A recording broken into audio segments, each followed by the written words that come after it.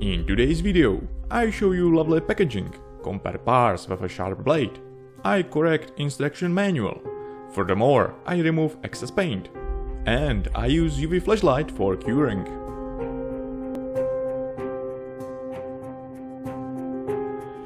Hello fellow modelers! I recently got my hands on this impressive kit from GasPatch Models. It is legendary Komet, and what is fascinating is that the kit is produced using 3D printing. Just take a look at this beautiful packaging, it's more like fancy jewelry. I should also mention that it is 7 to scale, which means some parts are smaller than 1 mm, so it's going to be an interesting challenge. The quality of the printing and the details are simply lovely. However, I am a bit concerned about the printing supports, as it may be tricky to avoid cracking the thin pipes and delicate details. Luckily, the clear parts are made from plastic, as the 3D printing technology cannot achieve that perfect smooth finish. The instruction manual looks straightforward and has a nice colorful images, which make the painting process much easier. Now let's dive into the assembling this kit. I use sharp side cutters to carefully remove thin supports. Since the resin is quite delicate, I need to handle it with extra cautious. I highly recommend storing tiny parts in boxes, as they can quickly vanish. The diameter of the pipes is only 0.3 mm, so having a sharp tweezers on hand is essential for handling them. While I occasionally face challenges with fitting my prints, this time everything aligns perfectly.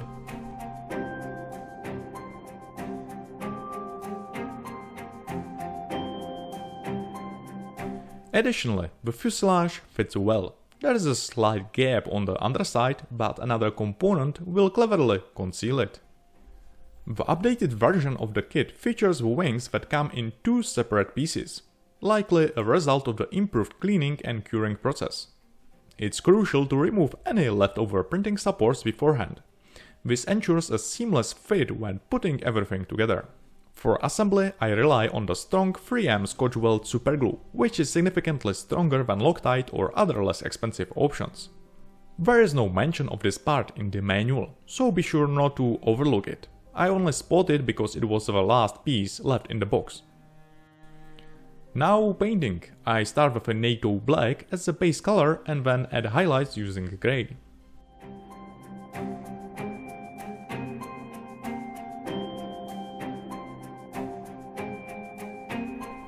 I highly recommend using quality paintbrush for these intricate details, such as Red Sable Da Vinci. I prefer acrylic paints because they dry quickly and are odorless.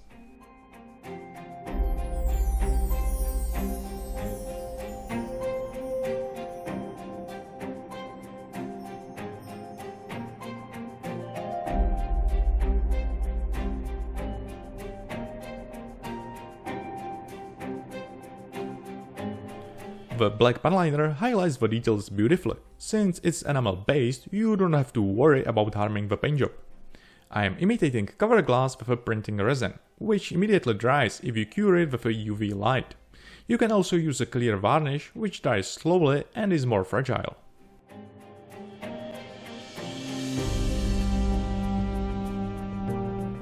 The Komet rocket engine relies on 2 hazardous chemicals. T-stove, which is hydrogen peroxide, and C-stove, combination of methanol, hydrazine and water. The chemical reaction between these 2 substances is quite volatile and explosive. It's concerning that the fuel tanks are situated on the both sides of the cockpit, as well as behind and in the wings. The brown sections in the cockpit you see are actually self-sealing fuel tanks for hydrogen peroxide. This design choice underscores just how risky this machine truly was.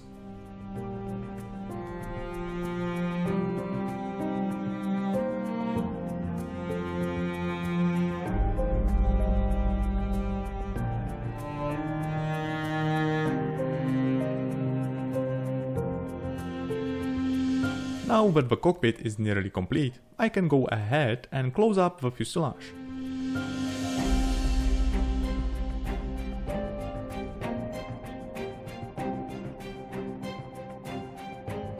Be sure to use high quality superglue. You definitely don't want to deal with the cracks in the seam line after painting.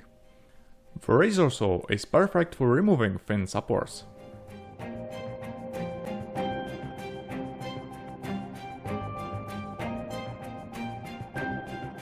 This kit is impressive. It includes detailed 30mm cannons along with templates to ensure precise installation and positioning. These templates are quite useful. Without them, making everything symmetrical would be quite a challenge.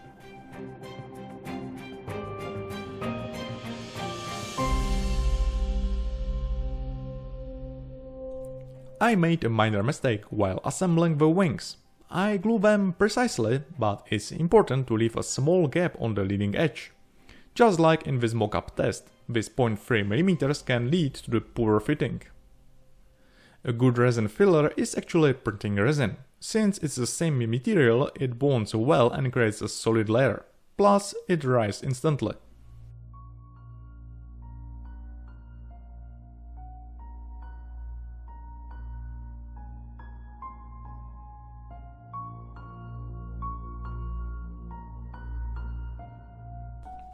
I have some photos showing gun base painted with a RLM-02 as well as RLM-66, but I have chosen to go with a dark grey for my model.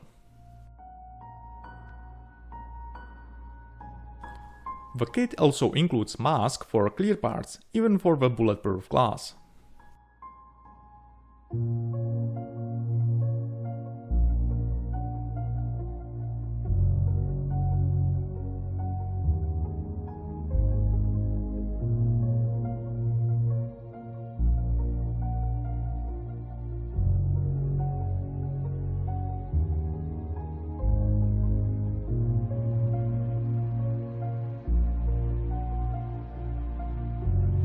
Given the surface features very fine details, I am using isopropyl alcohol to clean up any excess paint.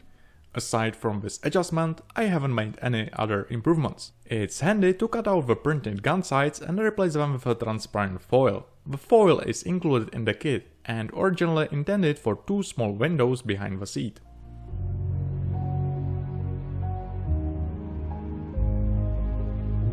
I am making reinforcement sticks from copper wires from an old motor coil.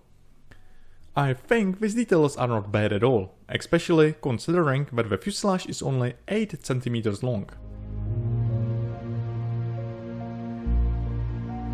As I mentioned earlier, I attach the wings a bit too tightly, so I need to take out the positioning pins and smooth down the edges.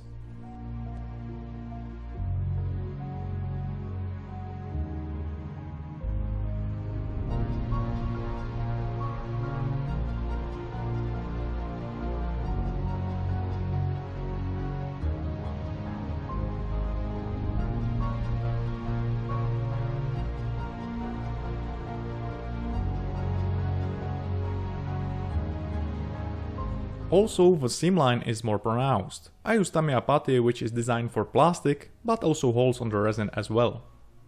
The great thing about this putty is that you can easily clean up any excess with a lacquer thinner, preserving the surrounding details.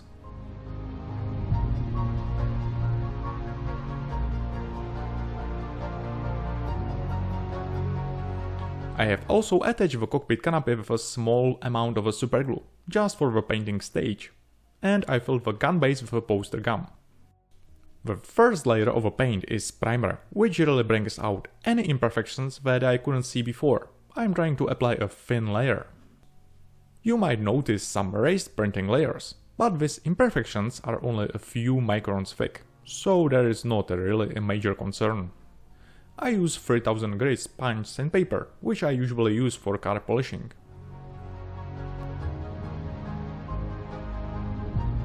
After sanding, the lines become more noticeable. It's crucial to smooth this out, as the final paint job wouldn't completely conceal them, and they could be visible on the finished model.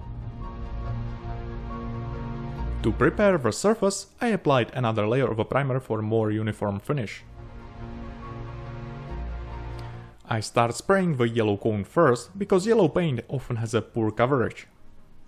I work with a Tamiya acrylic paints, which have a limited range of shades, so I had to mix RLM-76 with a light blue and grey to achieve a desired tone. Elastic masking putty is perfect for complex shapes. The camouflage pattern utilizes RLM-81 and 82 colors, which Tamiya also doesn't offer. To get the right shades, I look at the images of a Luftwaffe aircraft and mix the colors accordingly. Achieving precise shades can be tricky, especially on the smaller scale models, as they tend to look too dark. For that reason, I opt for lighter tones.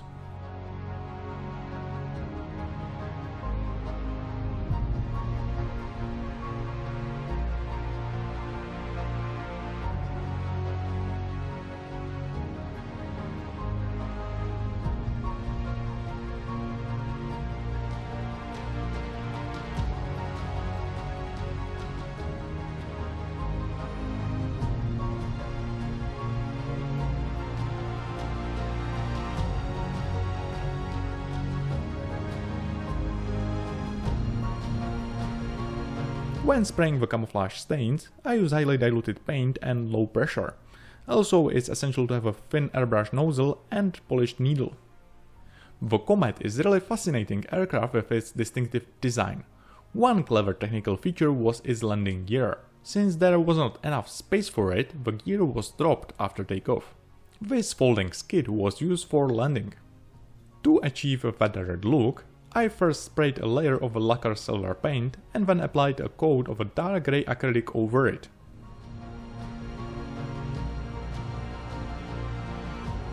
Now I am refining the shape of a yellow cone using paintbrush. For some subtle shading, I am applying highly diluted acrylic paint. Since it's only dirty water, there is no risk of causing any damage to the paint job. I'm spraying clear lacquer varnish as a great base for decals.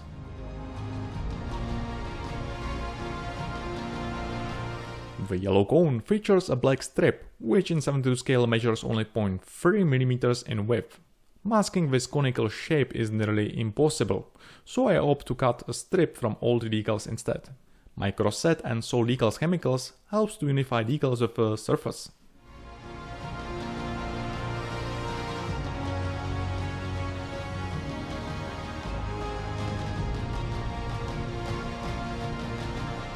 Make sure to achieve a symmetry on the both sides of the fuselage.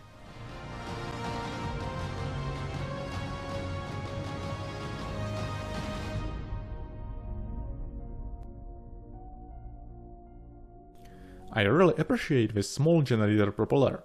The Komet has a limited fuel capacity and rounds out after just 9 minutes of the flight, gliding back to the airfield like a glider. Decals are thin, yet slightly raised above the surface.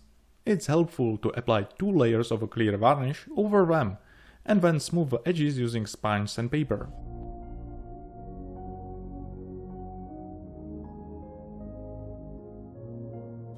The final coat of the matte varnish brings the surface together, acting like a sponge that allows the oil paint and washes to adhere more effectively to this type of a finish. Now shading and weathering techniques. I begin with a dark brown oil wash made from a mixture of oil paint and enamel thinner.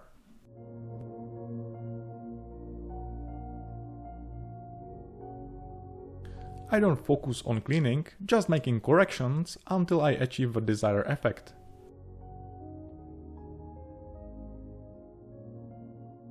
Since the wings were crafted from plywood and the fuselage was metal, I had to avoid any silver scratches on the wings. I am applying numerous small scratches around the gun base and cockpit area.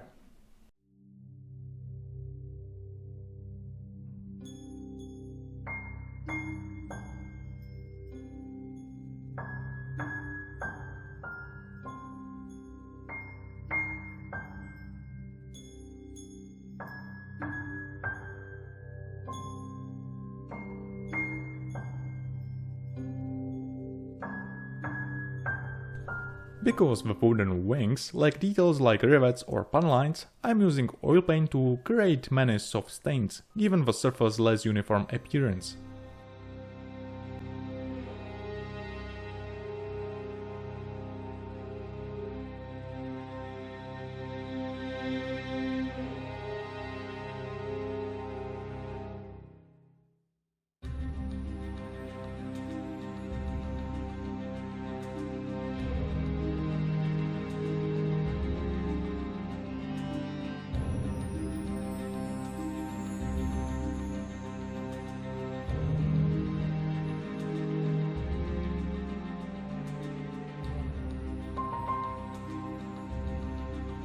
am creating soft smoke effect using highly diluted acrylic paint.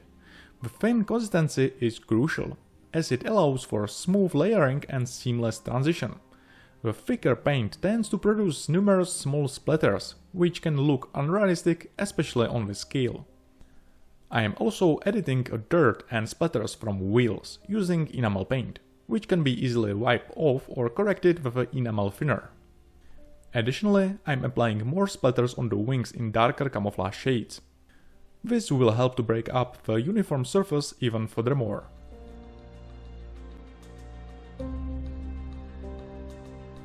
With the details, the model is done. The most difficult was not to losing tiny parts. I accidentally dropped a small cockpit part and ended up searching for it for 2 hours. At least I got a chance to clean up my floor properly.